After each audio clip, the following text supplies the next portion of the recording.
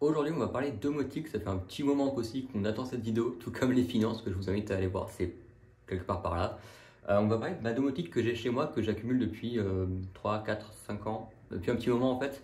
Et l'idée aussi, c'est de montrer un peu comment ma domotique fonctionne, pourquoi je fonctionne comme ça, quel soft que j'utilise, etc., quel protocole j'utilise, etc.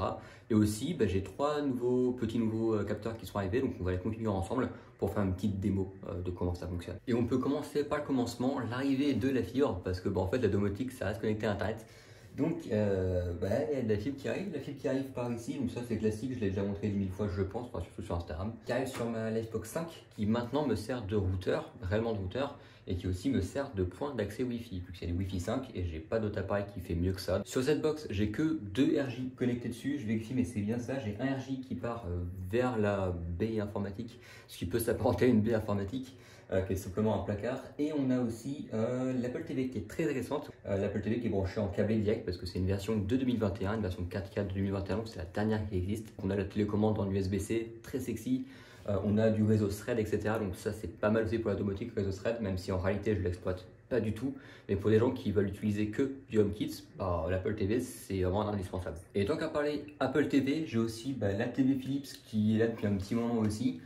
Qui n'est pas du tout récente, donc il n'y a rien à dire dessus d'intéressant. Hormis que la configuration de mon setup TV est très particulier parce que j'ai aussi une Alexa ici. Il faut savoir qu'avant j'avais une Fire Stick à la place de l'Apple TV. Je l'ai remplacée parce que Fire Stick c'est lent, c'est nul. Bien sûr l'Apple TV est raccordée en HDMI à la télé, mais je n'utilise pas d'HDMI ARC, donc Audio Return Channel. En fait, j'utilise du Bluetooth. Donc ça veut dire que ma Alexa qui est là est connectée en Bluetooth pour balancer le son. Donc le son part de la télé, va dans l'Apple TV, n'est pas rebalancé comme ce qu'il est normalement traditionnellement dans la télé. Il est balancé sur du Bluetooth de l'Echo Dot 3. Et l'Echo Dot 3 qui est connecté, vu qu'elle possède un câble jack connecté au Z313 de chez Logitech, que j'ai depuis aussi un sacré moment et qui marche quand même vraiment pas mal. Et on remarque quelque chose, c'est l'Echo Dot en fait. L'Echo Dot, j'en ai 3 produits de chez Alexa maintenant, enfin de chez Amazon. J'ai 2 Echo Dot 3e génération comme celle-ci que j'ai depuis un sacré moment. C'est un de mes tout premiers appareils domotiques, même si c'est... On peut considérer que c'est pas de la domotique, mais bon, ça, bref, pour moi ça en fait partie quand même, qui me sert uniquement à mettre des choses dans ma liste de courses, juste à la voix, via Bring, ce qui marche excessivement bien et qui est juste cool, et qui me sert des fois à contrôler mes lumières juste à la voix, ce qui est assez pratique, même si maintenant j'ai plus tendance à le faire, surtout à l'Apple Watch, ou juste en automatisation, vu que quand je pars de la maison, ça éteint toutes les lumières et ça éteint la TV. Et quand je rentre dans la maison, ça allume les lumières qu'il faut selon, selon s'il fait nuit ou jour. S'il fait jour, ça va mettre juste une petite lumière d'ambiance très sexy en violet. Et si j'arrive le soir, ça va faire une petite lumière tamisée pour pas exploser les yeux, mais pour quand même y voir. Parce qu'une lumière d'ambiance en violet, ça ne suffit pas la nuit. Et ces lumières-là, moi, chez moi, j'ai que du Philips Hue. Je n'ai que de ça, je ne veux rien d'autre. Certes, c'est super cher, mais quand on tombe sur des bonnes promos, on peut les avoir déjà pour super moins cher quand même. Je les achète quasiment jamais plein tarif parce que c'est vrai que c'est quand même ça vaut son prix. Mais c'est des lumières que pour certaines que je me traîne depuis déjà 4 ans et vous l'avez déjà entendu sur internet. C'est quand même super résistant et c'est des produits de bonne qualité, il faut dire ce qu'il faut dire. Derrière la télé, du coup, j'ai deux Philips Uplay qui sont juste deux Philips Uplay, un pack de deux tout simplement, qui sont en color, qui ne sont pas synchronisés avec la télé parce que juste j'ai pas je sais plus comment il s'appelle, c'est le HDMI Sync, je sais plus quoi, qui permet de synchroniser avec les couleurs de la TV.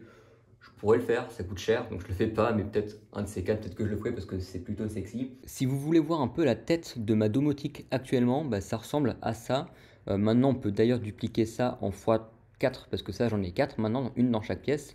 Donc en centrale, j'ai mon Home Assistant qui est connecté du coup en filaire, enfin en filaire en USB, donc oui, en filaire en soi, même si c'est du USB, à une Combi 2 qui a connecté dessus donc 5 appareils, donc une prise Aquara et 4 capteurs Aquara de température et d'humidité et de pression, bref. Ensuite, Home Assistant il est connecté directement à mon U-Bridge qui est connecté à Home Assistant et également à mon compte Amazon, donc mon compte Amazon pour les Echo Dot qui me permet de gérer ma lumière via Amazon et aussi via Home Assistant à la fois, ce qui est super important pour mon cas.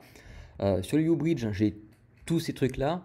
Ce que je n'ai pas montré, c'est le U-Dimmer Switch. Ça, je ne l'ai pas montré, mais bon, moi, c'est pas forcément intéressant. Ça allume et ça éteint les lumières. Waouh, incroyable. Et la partie un peu barbare, c'est HomeKit, comme je le disais, parce que j'ai des informations via le plugin qui me remonte mes capteurs dans HomeKit. J'ai l'Apple TV qui est connecté à Home Assistant et qui est également connecté à HomeKit directement. Donc ça, je pourrais même faire un petit lien symbolique entre les deux, ça serait même très correct parce que c'est le cas en fait. Les deux sont connectés. Tous les produits dont je parle dans cette vidéo, je vous ai mis un lien, alors soit dans l'article, soit directement dans la description de la vidéo. Et la seconde lumière Philips que j'ai dans le salon, c'est le petit bandeau. Alors là on le voit bien parce qu'on est très bas sur le sol, normalement on le voit vachement moins, là on le voit très très bien.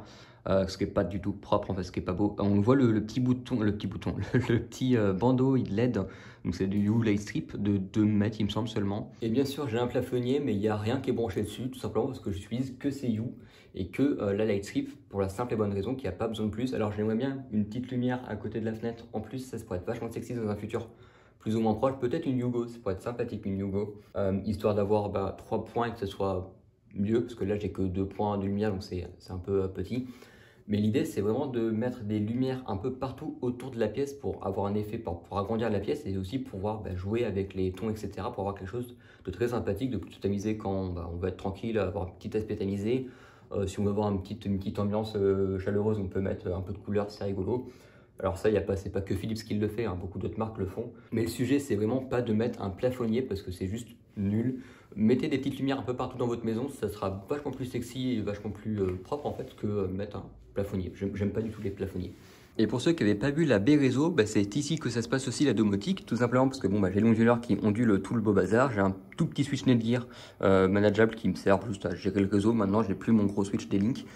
J'ai celui-ci qui est super important, on va en reparler, qui est mon PC qui gère ma domotique, c'est mon box domotique en fait tout simplement. Derrière il y a un NAS Synology DS916 qui me sert à tout ce qui sert un NAS en fait tout simplement. Il y a des vidéos dédiées là-dessus je pense. Et il y a le QNAP qui me sert uniquement à la backup de ce qui se passe sur le NAS ici, donc ça il se réveille juste la nuit pour backup le recoin NAS et c'est tout. Et comme je le disais, hormis ce petit ventilateur USB que j'ai fabriqué il y a fort longtemps et qui marche toujours aussi bien, mais il fait un peu de bruit, du coup je l'utilise pas. C'est rigolo, voilà, je voulais le tester encore, je l'ai sorti pour le tester, voir s'il marche encore, il marche encore. Et ici on peut voir qu'il y a quelque chose qui a spawné devant vos yeux, c'est une déconze Conbit 2 qui est très très populaire, que j'utilise du coup avec Home Assistant et qui fonctionne dramatiquement bien. Il faut savoir qu'avant cette clé, je l'utilisais avec le soft du constructeur. Donc c'est Deconz, je sais plus quoi, mais c'est Deconz, je crois, ou Foscon. C'est Foscon le constructeur et c'est Deconz le soft, qui c'est l'intégration qui permet de gérer ça, de gérer le réseau Zigbee dans Home Assistant. Maintenant, je passe plus par ça, je passe par ZHA, donc Zigbee Home Assistant, qui est directement intégré dans votre Home Assistant et qui gère la clé Deconz très très bien. Et maintenant je passe plus que par ça parce que c'est beaucoup plus simple et comme vous savez j'aime beaucoup les choses simples et qui fonctionnent nativement avec l'appareil et pas ajouter des surcouches à la con qui ne servent à rien. Et même pour ajouter des appareils, on le verra tout à l'heure, mais c'est réellement extrêmement rapide. Et je l'avais présenté dans une de mes vidéos, j'ai aussi des modules Aqara, donc tout ce qui est Philips c'est raccordé au Ponyu qui lui est raccordé à HomeKit et à Home Assistant. Et tout ce qui est Aqara, c'est directement relié via le hub Zigbee que j'ai, donc la déconce comme je l'ai montré tout à l'heure. Et cette chose-là, c'est tout simplement une prise connectée qui me permet de remonter la donnée de consommation de mon Home Lab, ce qui est plutôt pratique. Elle me sert qu'à ça, parce que je pourrais faire du on-off, etc. Mais sur un Home Lab, c'est un peu con. Et le dernier gadget que j'ai dans le salon, cuisine, etc. c'est ce petit gars-là, et c'est ça qu'on va configurer tout à l'heure. C'est des Aqara température, je sais plus quoi, qui permet de capter la température, la pression de l'air, un capteur de pression en fait, et aussi l'humidité. Ça c'est super intéressant, ça j'en avais que un ici, et il m'en fallait d'autres. Et donc les voici, donc c'est juste des capteurs Aqara. Si vous étiez sur le Discord et si vous me suivez un peu partout sur Mastodon, Twitter ou même juste les posts YouTube, ceux-là je les ai pas payés le prix fort, je les ai payés à 14 € au lieu de 20 et quelques. Des fois ils descendent en promo vers les 18 €, mais bon là c'est très rare, réellement très très rare. Ça fait la deuxième fois depuis que je les suis, donc ça fait 2 ans que je les suis ces petits modules, que je les ai vus baisser à ce tarif là. Et quand on regarde dans Keepa, qui permet de traquer les variations de prix des produits dans Amazon, effectivement ça fait que la deuxième fois en 1 ou 2 ans qu'on les a vus à ce prix là. Donc j'ai craqué mon slip, j'en ai pris 3. Et Just Because I Can, j'en ai pris un réellement pour les toilettes, parce que actuellement ça me servira pour les toilettes, mais plus tard je l'aurai et ça me pourra me servir pour une autre pièce. Et pour le protocole, j'ai choisi du Zigbee parce que initialement j'utilisais déjà du Zigbee avec le U-Bridge que j'ai depuis un sacré moment, à l'époque où je savais pas que le Zigbee existait, je savais pas que le Matter existait, je savais pas que si Wi-Fi je savais que ça existait. Mais je suis resté sur le Zigbee pour la simple et bonne raison que c'est un des meilleurs protocoles qui est le plus répandu dans la domotique. On a du Z-Wave, mais bon, Z-Wave c'est pas super répandu. Et le gros argument que j'apporte à chaque fois, c'est que le Zigbee, en fait c'est Matter. Matter, c'est une norme qui est construite autour du BLE, donc du Bluetooth, du Wi-Fi il me semble, même si je suis pas sûr, du réseau Thread et du Zigbee. Donc il y a du Zigbee dans le moteur et tous les produits actuellement qui sont sur du Zigbee peuvent être mis à jour si le constructeur veut le faire, mais ils peuvent être mis à jour vers Matter. Donc ça veut dire que mes équipements You, mes équipements Aquara sont future-proof, même si dans le cas de mes Aquara, j'ai pas de hub, donc je peux pas les mettre à jour. Ça, c'est un peu con. Je vous passe les détails, mais ici, il y a un Echo Dot 3 qui me sert uniquement pour écouter de la musique dans la douche, ce qui m'arrive régulièrement. Donc, il est là. Et juste à l'entrée de la chambre bureau, j'ai ce petit YouMotion que je traîne aussi depuis un sale moment, qui avant me permettait d'allumer automatiquement les toilettes quand je rentrais dedans, parce que j'avais une salle de bain toilette dans mon ancien appartement qui me permettait d'allumer automatiquement. C'était vachement pratique. Là, actuellement, il me sert juste à allumer la chambre quand elle est en dessous de 100 lux, parce que ce petit capteur détecte, il y a un capteur de luminosité, et si c'est en dessous de 100 lux, ça allume les lumières, si c'est au-dessus de 100 lux, ça n'allume pas les lumières. Et la lumière en question, elle est sur un plafonnier, c'est une E27, une U-White Ambience, que je traîne depuis un petit moment, donc elle reste là, mais dans l'idée, ce que j'aimerais réellement, c'est bien évidemment de la dégager et mettre des lumières un peu partout. Lumière un peu partout, c'est un peu dégueulasse ce que je suis en train de faire. Ici, j'ai une Echo Dot 4 qui m'avait été offerte par Panacotech. Ça date un petit moment que ça fait presque un an, je pense aussi que je l'ai, qui maintenant me sert quasiment plus, mais qui en réalité me servait avant, surtout pour le PC, parce qu'elle a une fonction super pratique, cette Echo Dot 4. Et c'est pas une Echo Dot 4, c'est une Echo 4, c'est pas du tout une dot, je dis n'importe quoi. Elle a une fonction pratique, c'est qu'il y a de l'auxiliaire in. Ça veut dire qu'on peut mettre, en fait, on peut brancher un jack, mais au lieu que ça sorte de l'audio, on peut faire en sorte que ça fasse sortir de l'audio, mais de l'enceinte. Donc on branche pas des enceintes sur l'Echo Dot, on branche un périphérique en entrée sur peu importe ce que c'est en fait, et ça va le ressortir sur l'Echo Dot. Donc ça en fait, ça me sert comme enceinte PC en filaire via du jack, même si maintenant ce PC, vu que j'ai le MacBook, je m'en sers quasiment jamais. Et là où il y a le chat, on peut voir un tout petit reflet bleu, c'est qu'en fait tout autour du lit, j'ai une U Light Strip aussi qui juste éclaire le bas du lit, ce qui est assez sexy. Alors là c'est très peu lumineux, on voit très peu. Si vous avez une U Light Strip que vous savez pas quoi en faire, ou n'importe quel ruban, vous pouvez le mettre sous votre lit. Et globalement, c'est à peu près tout ce que j'ai en domotique, ce qui est déjà plutôt correct. Quand on fait le listing de tout ce que j'ai, c'est quand même pas mal. Et maintenant, on va ajouter les 3 capteurs que je viens d'acheter et on va les configurer directement sur le PC. Et bien sûr, on ne peut pas parler domotique sans regarder le dashboard de Home Assistant. Alors voilà à quoi il ressemble aujourd'hui. L'idée, ce qu'on va faire, c'est qu'on va dédupliquer ces 2 cartes ici qui servent pour la température et l'humidité en bas. Et tout ce qui est capteur, donc tout ce qui est contrôle de lumière, on va les mettre dans la colonne de gauche.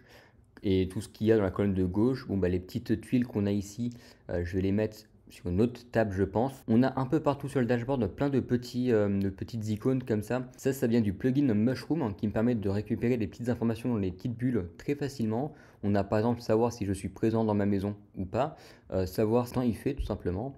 Savoir si la WAN de ma box Ethernet est connectée ou pas, ce qui peut être pratique pour débugger assez facilement. Et on a un petit bouton qui est un peu spécial parce que quand je clique dessus, ça désactive le filtre de AdGuard, donc le filtrage DNS de AdGuard.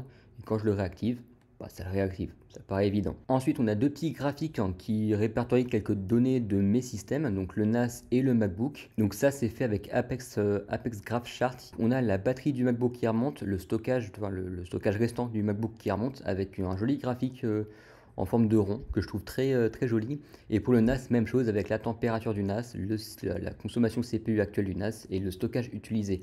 Le stockage utilisé il est à 12%, là il est très faible parce que j'ai remplacé mes disques très récemment. Je suis passé sur du 14 Tera de données au lieu de 2,3 il me semble ou 2,7. On a de nouveau les petites cartes de Mushroom. Donc on a le nombre de requêtes qui a été fait dans la journée par le DNS, donc chez moi. Donc là on est à 16 000, il est 19h je crois presque. On peut désactiver et activer le Wi-Fi public de la Livebox, qui peut être intéressant dans certains cas. Ici, c'est le pourcentage de trafic qui a été bloqué par le DNS, donc là on est à 10%. Et après, on a le zero watching, ça c'est quand je regarde quelque chose sur Jellyfin ou que quelqu'un regarde quelque chose sur mon serveur Jellyfin, qui est mon serveur de multimédia.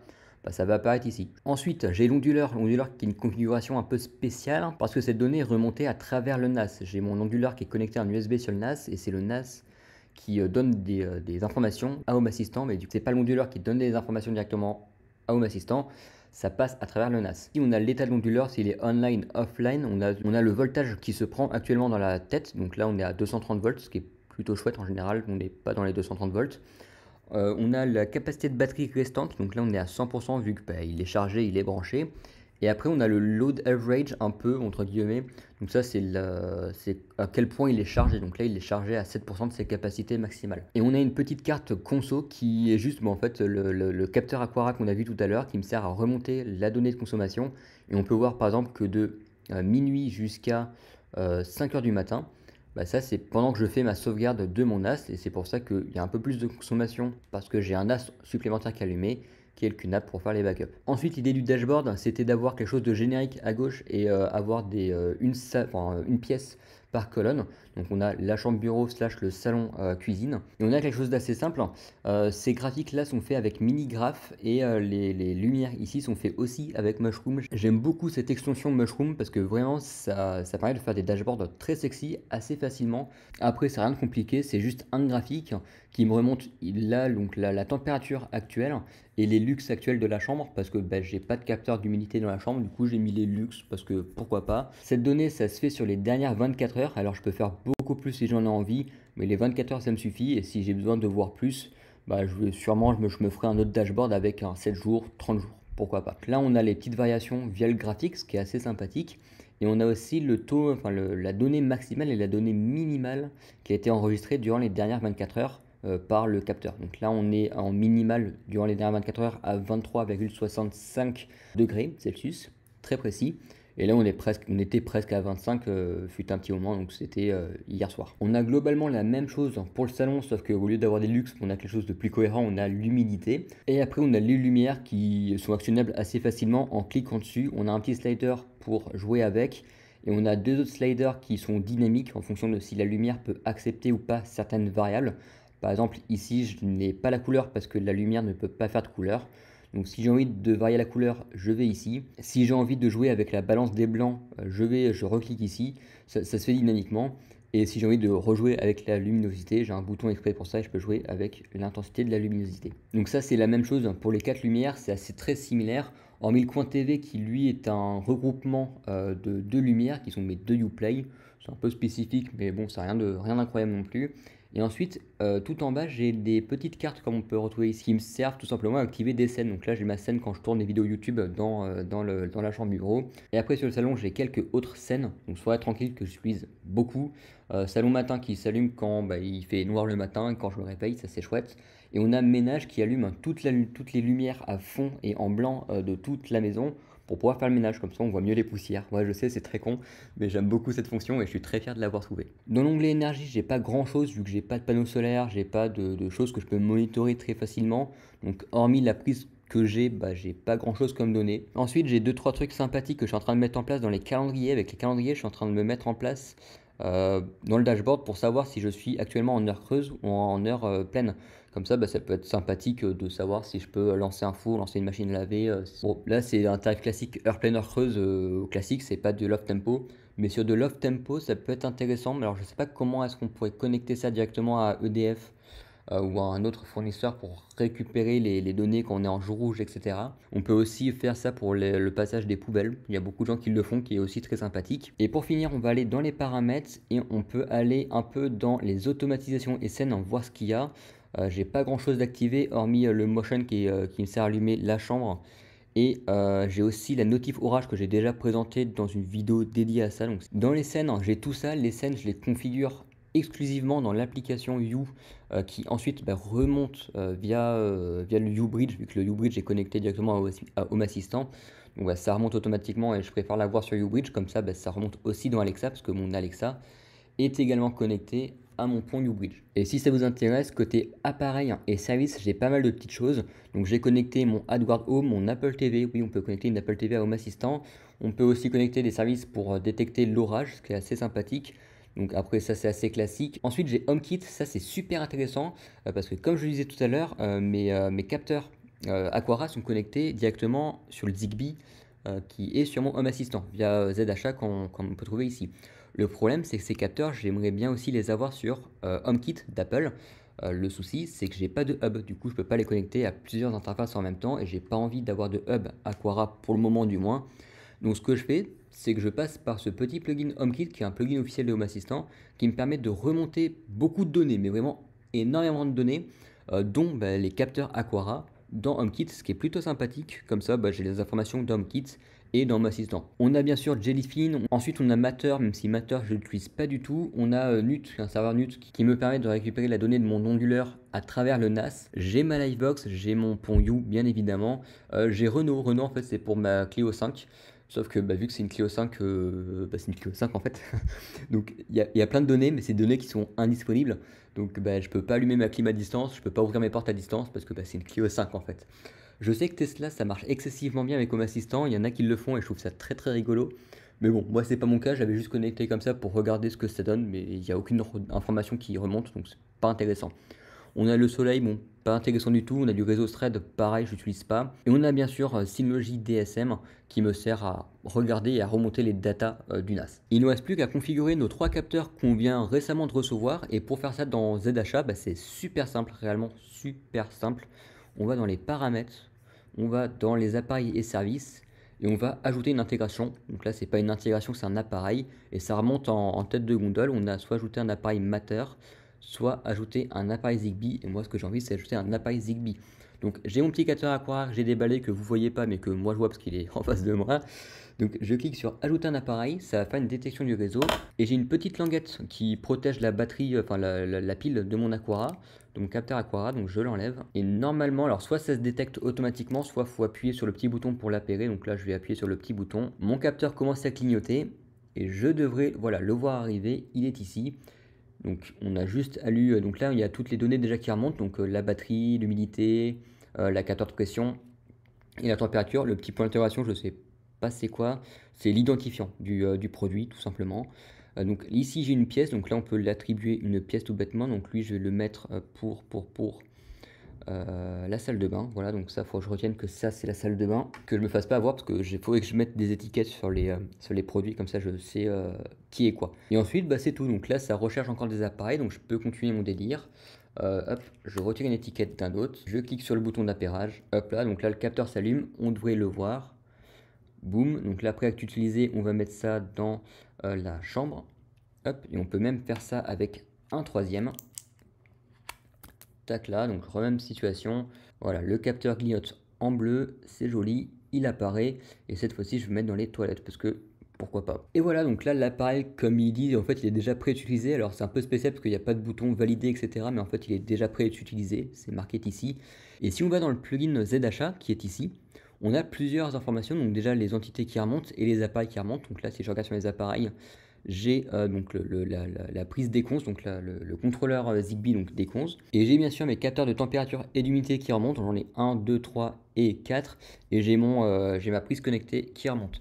Un truc qui est super génial dans ce plugin là, dans ZHA, c'est qu'on peut voir le maillage de son réseau. Parce que c'est le but du Zigbee, c'est que ça fait un maillage entre toutes les devices, ce qui permet d'augmenter la couverture de son réseau Zigbee très facilement. Et si on va dans configurer, il me semble, on a un bouton qui s'appelle visualisation et on voit le réseau Zigbee. Alors là pour le moment Là pour le moment il s'est pas update, mais on peut voir les liens qui sont faibles et les liens qui sont pas faibles et qui est connecté à quoi. Donc là typiquement on peut voir que mon sensor Aquara de mon salon, il se connecte à la prise qui elle-même se connecte au coordinateur Zigbee. C'est un peu spécial parce qu'en vrai les deux ils sont super proches, enfin physiquement ils sont même pas à 1 mètre de distance, donc je sais pas pourquoi lui se connecte sur la prise alors qu'il pourrait directement se connecter au coordinateur, ça serait quand même vachement plus simple. Maintenant il ne me reste plus qu'à poser les capteurs dans les pièces respectives et à simplement modifier le dashboard et je vous reprends juste après pour voir un peu les modifications que j'ai apportées. Nous voici sur le dashboard de Home Assistant après l'installation de mes capteurs.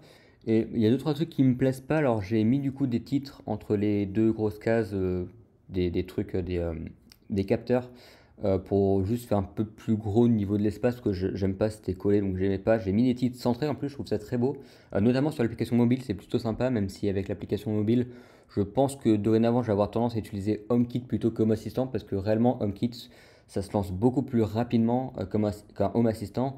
Et en termes d'accès, c'est plus simple. Je trouve que le dashboard est mieux pensé que Home Assistant, même si on peut faire des dashboards dédiés, etc. hein. L'amélioration que je vois du dashboard, c'est que du coup, vu que j'ai salon, chambre, c'est un peu stupide. Donc je pense que je vais refaire comme que j'avais fait avant, de mettre le capteur en haut et les lumières en bas. Sauf que du coup, il y a juste salle de bain et toilette qui seront isolées comme elles sont là, hein. C'est comme ici. Sauf qu'en gros, j'inverse la chambre là, je la mets ici, et le salon, je le mets ici. Comme ça m'évite d'avoir 2 fois le même titre, ce qui est un peu stupide. et ce sera quand même un peu plus propre. Il faut aussi que je me fasse un dashboard pour le reste, parce que j'ai le reste qui est ici par exemple, donc l'Apple TV, le NAS, le MacBook. Et donc dis-leur que maintenant je n'ai plus en visu, il faudrait que je fasse quelque chose d'un peu plus propre que ça, parce que ça c'est vraiment juste du bordel. Et la première chose que je fais quand je connecte mes nouveaux capteurs, c'est d'aller dans les paramètres, dans les appareils, dans l'intégration qui m'intéresse, donc là c'est ZHA. Et dans les appareils, je renomme tous mes appareils en sensor, point, et la pièce, underscore la marque, underscore le modèle de l'équipement, enfin le modèle en fait du produit. Donc là, température pour température et humidité, c'est un nom à la con, du coup j'ai mis temp, ça marche très très bien. Faut pas mettre des noms super longs, parce qu'après bon, ça peut vite devenir imbitable. Et comme ça, vu que j'ai les 4 mêmes capteurs, je peux les repérer assez facilement. Donc j'ai toilette, salon, salle de bain, chambre, c'est très simple à comprendre. L'autre donnée intéressante, c'est que si on reva dans ici dans configurer et dans visualisation, alors bon, ça fait une petite croix bizarre, mais on peut voir la visualisation de mon Zigbee qui est un peu plus intéressante, parce que j'ai deux Zigbee. J'ai le Zigbee de You qui est intégré avec le U-Bridge, et c'est le U-Bridge qui est connecté à Home Assistant. Du coup, tout ce qui est Zigbee 2 qui vient de You, en fait je le vois pas ici, mais là ici on voit le Zigbee qui est relié à ma D11, donc à ma clé du Home Assistant, et du coup j'ai tous mes petits capteurs Aqara qui sont reliés, et on peut voir que tout le monde est relié au coordinateur, sauf le capteur de température encore et toujours du salon, qui est connecté à la prise du salon et qui elle est connectée au coordinateur. C'est un peu stupide. J'espère que cette vidéo vous aura plu. C'est pas aussi propre que ce que j'aurais aimé pouvoir faire. Dans ma tête, j'ai toujours des idées bien de vidéos, mais à chaque fois, j'arrive jamais à trop les réaliser comme j'ai envie. Du coup, ça donne quelque chose de bien, mais de moins bien que ce que j'avais pensé. Donc j'espère que ça vous aura plu. N'hésitez pas à me dire un peu, même à présenter vos setups domotiques dans le Discord. Donc il y a toujours le lien en description, vous pouvez poster ça dans HomeLab. C'est pas un HomeLab, de la domotique, mais bon, c'est à peu près la même chose en soi. Donc si ça vous intéresse, vous pouvez venir sur le Discord, et vous pouvez, si vous avez des sentiments plus complexes, poster un petit commentaire YouTube. Et sur ce, j'espère qu'on se retrouvera dans la prochaine vidéo. Allez, ciao!